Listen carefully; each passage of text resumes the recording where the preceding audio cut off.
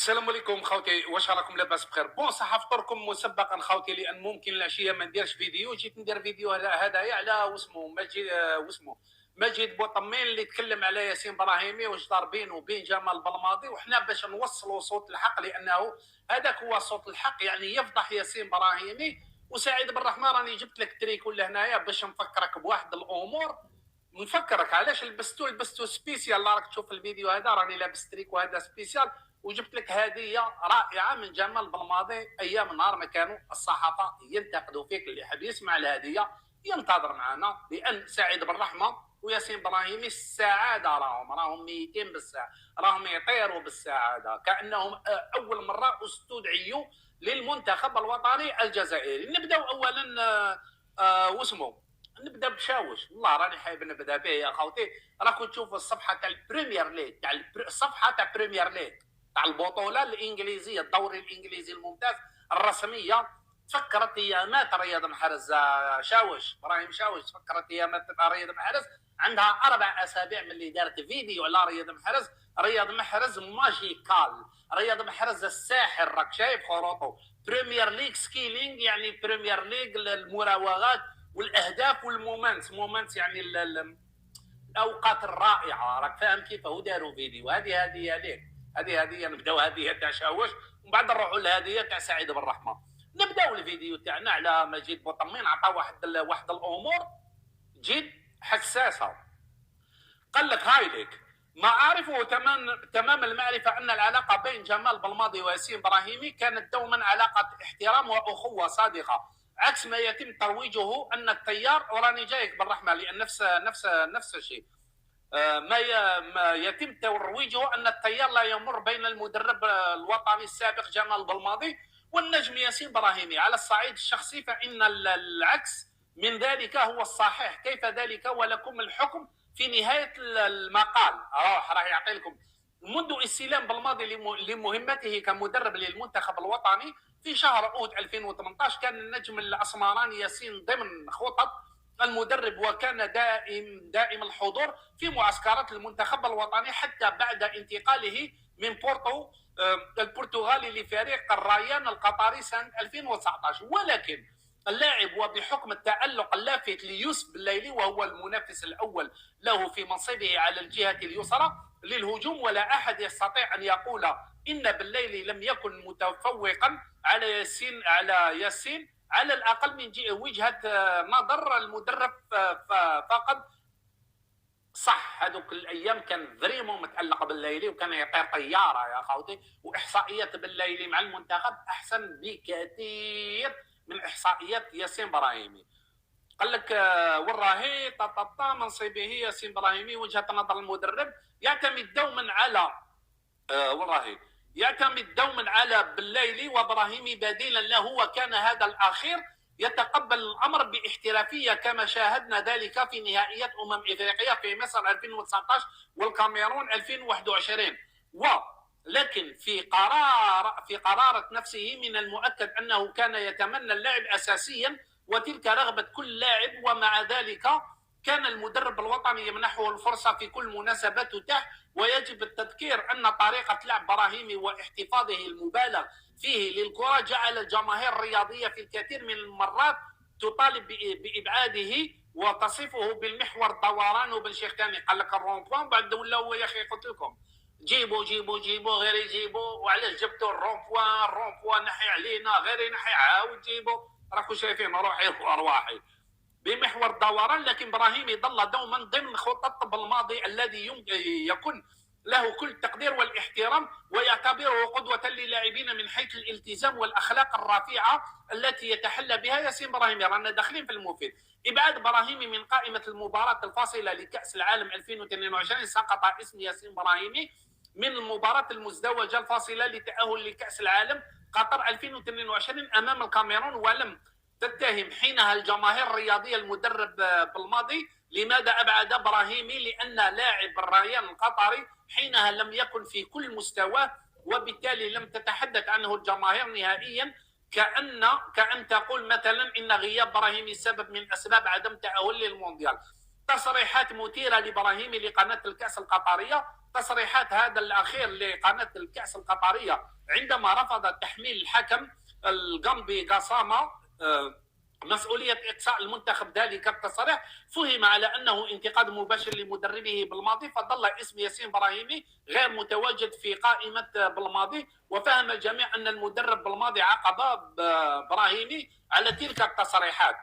قال لك سنه 2023 والتعلق واضح براهيمي بالوان الغرافه القطري بعد ان غير ياسين براهيمي الاجواء من الريان الى الغرافه باستعاده تألق هو مستواه الفني الكبير بمراوغاته الرائعه واهدافه الجميله. وهنا عادت الصحافه الرياضيه عندنا للحديث عنه وتطالب بالماضي بضروره استدعائه للمنتخب تحسبا لنهائيات افريقيا الكوت ديفوار.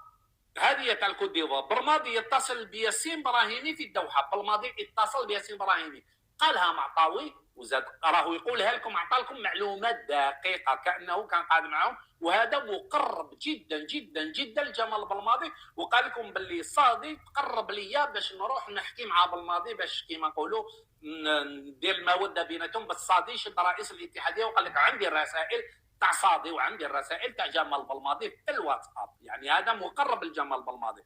يقول لك بالماضي يتصل بياسين براهيمي في الدوحه بعد ان تكررت اسئله الصحفيين للمدرب الوطني عن ياسين براهيمي. تواصل معه في الدوحه، ولكن المفاجاه هي ان ياسين براهيمي قال لجمال بالماضي اتركني اركز حاليا مع فريقي، مثل اللي قالها واسمه ديلور، اتركني وراي اتركني اركز حاليا مع فريقي الغرافه، وانا احتاج للبقاء مع عائلتي الاكثر، والافضل ان تمنح الفرصه للاعبين الشباب كما قال براهيمي بالماضي. عيط له بالماضي ورفض، قال له خليني راني مركز مع النادي تاعي وراني حايب نريح مع العائله تاعي. قال له عندك شباب كيف، وهذه تاع الشباب قالها معطاوي نفس الكلام، عندك تدخل تما نعطيو فرصه للشباب. راكم شايفين عند وراهي الافضل تمنحه الفرصه للاعبين الشباب كما قال براهيمي بالماضي. عندما اساله هذا الاخير ماذا كنت تقصد بالتصريحات عن الحكم قاسامه وانه لم يكن سببا في خروجنا من التصفيات، فرد ياسين براهيمي ان البعض قام بتاويل تلك التصريحات فقط. يعني هنا راه ياكد لك واش دار بينه وبين بالماضي. حتى بالماضي سال ياسين براهيمي كي قال له ارواح ياسين براهيمي رفض وقال له ما نجيش وكذا ومنا، راك تشوفوا رياض محرز ذبحتوه. ياسين براهيمي قالها لكم في المؤتمر الصحفي، قال لكم روحوا سالوا ياسين براهيمي علاش ما حبش يتقبل الاستدعاء تاعي. ما قلتوش باللي ياسين براهيمي رفض وعليه ان ياتي كيما راكم ذابحين رياض محرز الزكا. راكم فاهمين تستعملوا براهيمي باش ديروا بالماضي. وياسين براهيمي انا نضم باللي كان عنده علم باللي جمال بالماضي وتواصلوا معاه، قالوا له غير ما كان له تجي لي ان كانوا حابين يخدموا به الخدمه. راك شايف كذا ما كان له تجي لي ان بالماضي مر لكم دافريقيا راح يخرج من الدور الاول وتجي انت نجيبه في الاتحاديه صادي جماعه صادي وكذا ومنا. بالماضي يوضح بشأن براهيمي بعد ظهر جمال بالماضي في احدى الندوات الصحفيه ورد على سؤال عن براهيمي قائلا اذهبوا واسالوه لماذا لا يريد العوده للمنتخب الوطني، ما فاتحا المجال لكل الاحتمالات، ولكن كما نقولوا الصحافه ما راحت لياسين براهيمي. ياسين براهيمي بعد بالماضي جاك البرق وميت بالساعات. راك فاهم ولا لا؟ سعيد بالرحمه واش خويا العزيز صافا بيان؟ تتفكر هاد التريكو اللي شريته على جالك نهار ما سميت مع وسام شريت تريكو هذا، راك تفهم واش سميته انايا اللي باش تجيني في تعليقات تقول لي تنتقد سعيد بالرحمه ولا نهار ما كان العالم كاع ينتقد فيه. كنت على الانتقادات اللي تلقيتها على جال سعيد بالرحمه لهنايا يا ودي انت راك تدافع على واحد كرعي المعز، يا ودي انت راك تدافع على واحد ما عنده حتى علاقه بالبالون، يا ودي وانا مويس سميتو راه شحن على جالك. راك فاهم سعيد بالرحمه مويس انا سميتو راه شحن واش دافعت عليك. عندي فيديو كل 3 ايام 4 ايام ندير فيديو مواسك راه سعيد بالرحمه ولازم يلعب اساسي، وسعيد بالرحمه لاعب عالمي، سعيد بالرحمه عنده مستوى وكذا. راك شايف سعيد بالرحمه انت ما راكش تقدم دوكا، انت خيبت. راني غير كيما قبل ما يعيطوا لك كذا قلت لك خيبت الامال تاعي، امال تاعي خيبتني. يعني انا كنت غالطه والناس في التعليقات كانت صحيحه. اروح نجيب لك جمال بالماضي اللي راك ميت بالسعاده وتقول لهم نبداو من الصفر وصفحه جديده. راك فاهم كيف؟ انا ما نكرههمش ولادنا بصح حاول نعطيك هاد التصريحات تاع جمال بلماضيه هديه ليك يا سعيد بن الرحمن، نحطها لك صوت وصوره. نهار ما كان كاع العالم ينتقد فيك انا كنت ندافع عليك بشده، مليار يا ولدي. ما تعليقات نقول لهم انتم ما تعرفوش بعض. هاي راك تشفالها ولا لا ولا ما تشفالهاش؟ اروح نسمعك جمال بلماضي واش كان يهضر عليك كي كانت الناس كاع تطاكي فيك، كي كان العالم كاع يطاكي فيك، وردا على الصحافه. وعندي له فيديوهات تاع جمال بلماضي يدافع عليك. لا جبت لك غير واحد قالوا له سعيد بن الرحمن اللي ما راهوش يقدم كاع في المنتخب وما زالت تعيط له. اسمع الجواب تاع جمال بلماضي صوت وصوره.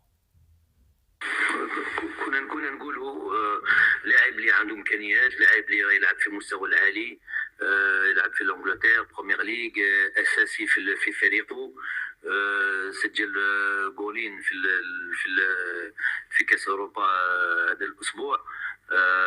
دونك احنا انا كمدرب عندي طموح كبير معاه، على بالي يقدر يعمل شيء ايجابي.